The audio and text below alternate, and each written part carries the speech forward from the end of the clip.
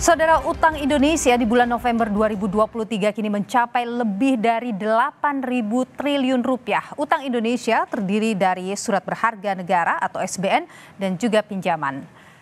Dikutip dari data APBN kita Kementerian Keuangan, utang Indonesia di era pemerintahan Jokowi bisa Anda lihat saudara dari data berikut ini. Di tahun 2014 saat awal menjabat, utang Indonesia 2.608 triliun rupiah lebih.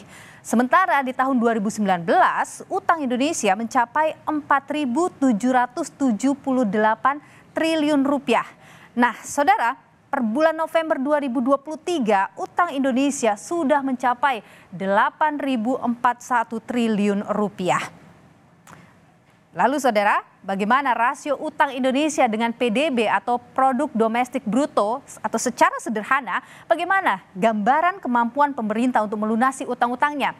Sekadar gambaran saudara, produk domestik bruto atau PDB merupakan jumlah nilai dan barang dan jasa akhir yang dihasilkan seluruh unit ekonomi. Di tahun 2014, rasio utang Indonesia terhadap PDB adalah 24,7%. Di tahun 2019 mencapai 30,6%.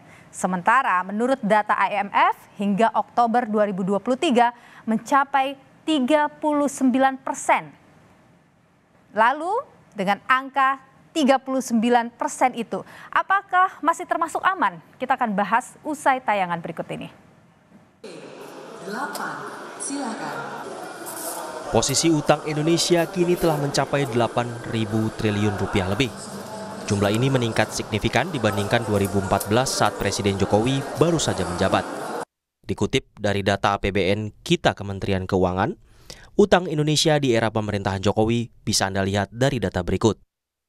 Di tahun 2014 saat awal menjabat, utang Indonesia 2.608 triliun rupiah lebih. Sementara di tahun 2019, utang Indonesia mencapai 4.778 triliun rupiah. Sementara di bulan November 2023, utang Indonesia sudah mencapai 8.041 triliun rupiah.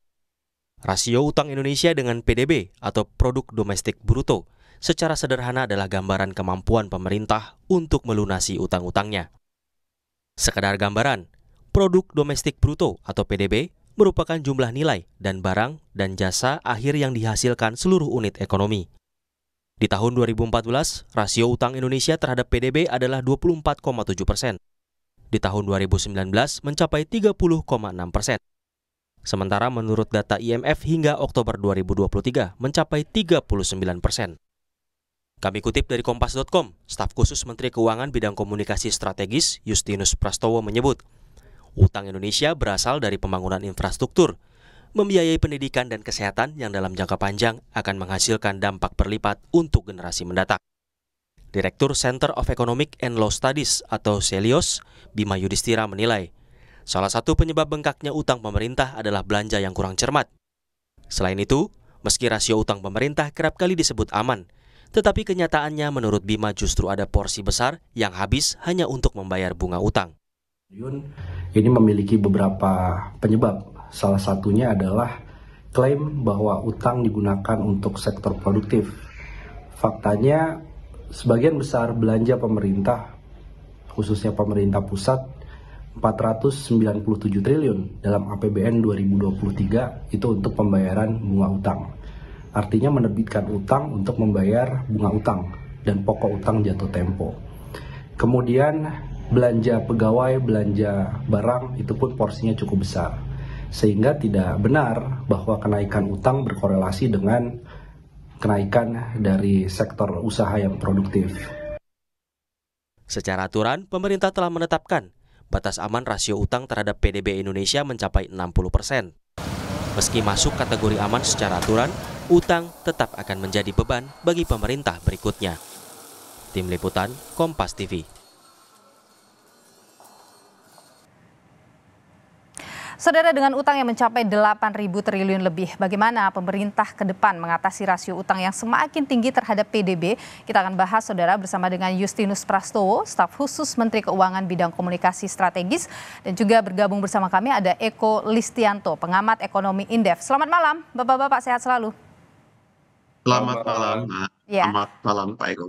Baik, saya ingin ke Mas Justinus dulu ini.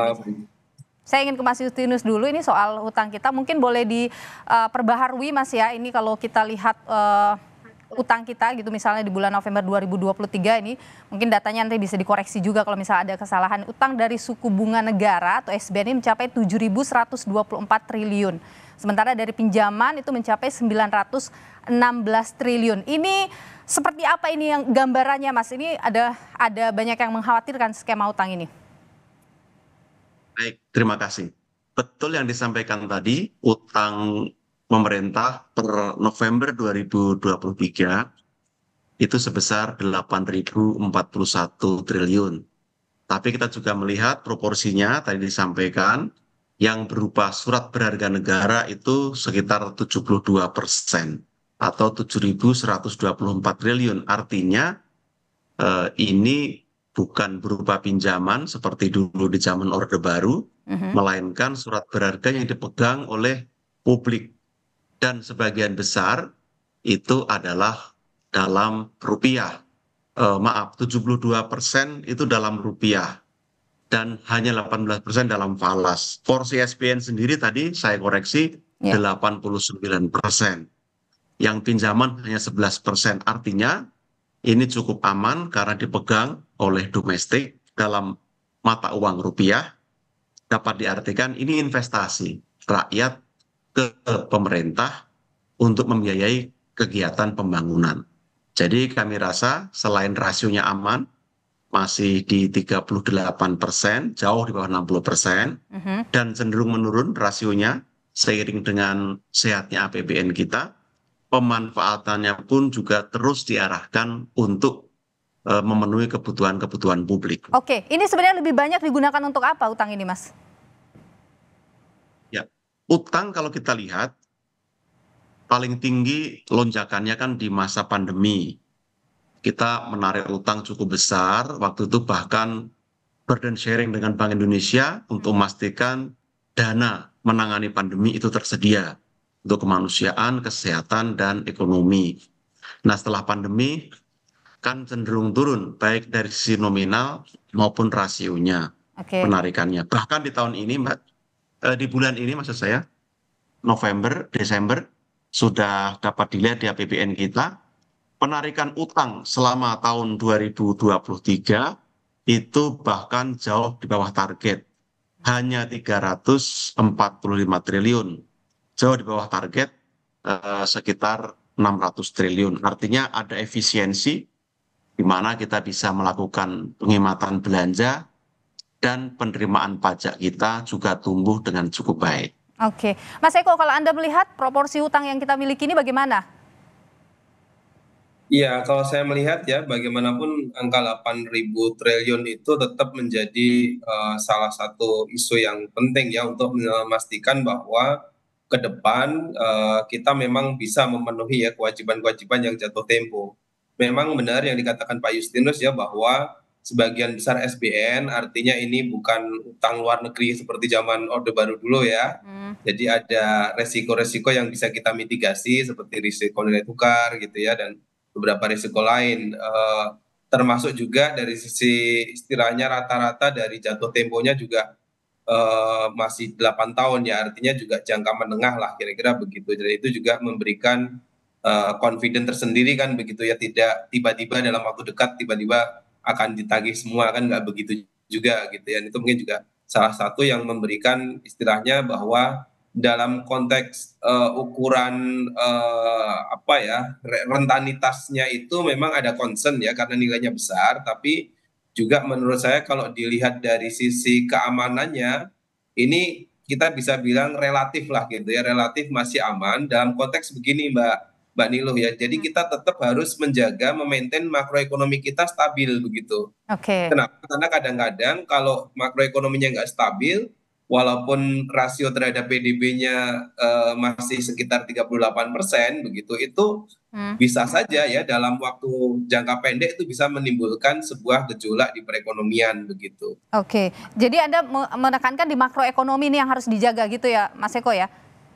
Iya, saya rasa iya, karena tadi ukuran-ukuran yang disampaikan juga itu adalah PDB juga urusan makro begitu. Mhm. Walaupun juga harus kita sampaikan ke pemerintah ya bahwa sebetulnya tidak ada konklusif kalau rasio PDB di bawah 60%, rasio utang terhadap PDB maksud saya di bawah 60% Mhm. sudah pasti aman, terus yang di atas 60% pasti tidak aman juga nggak begitu juga Mmm, gitu. oke. Faktanya misalkan Jepang ya sudah di atas 260 nggak collab juga gitu Jepang, tapi karena itu kan beda cerita ya Mhm. dengan kita begitu. Kita memang batasannya hanya 60% dan kita berharap ke depannya akan semakin diturunkan ya, jangan sampai kemudian mendekati threshold tersebut gitu. Oke, Pak Mas Justinus, dengan kemudian kita lihat utang kita yang terbilang kenaikannya ini cepat begitu ya, apakah kemudian akan menggenjot pendapatan dengan pajak misalnya untuk menutupi ini?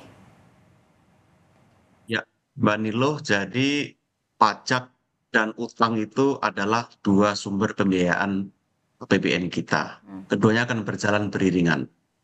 Logikanya sebenarnya dengan pertumbuhan penerimaan pajak yang semakin baik, maka itu akan mengompensasi dan mendorong atau menekan rasio utang semakin rendah.